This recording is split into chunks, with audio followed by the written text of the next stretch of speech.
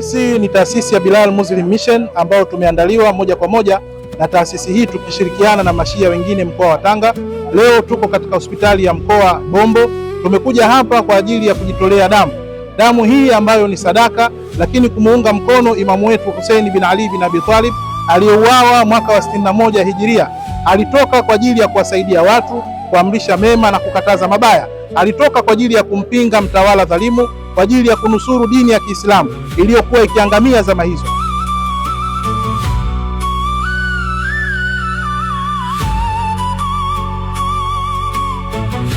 Kwa hiyo sisi kama wafuasi wa Ahlulbaiti tumekuja kuchangia damu hapa, au tunasema hii ni moja ya njia ya kumnusuru Imam Hussein katika viwanja vya Karbala.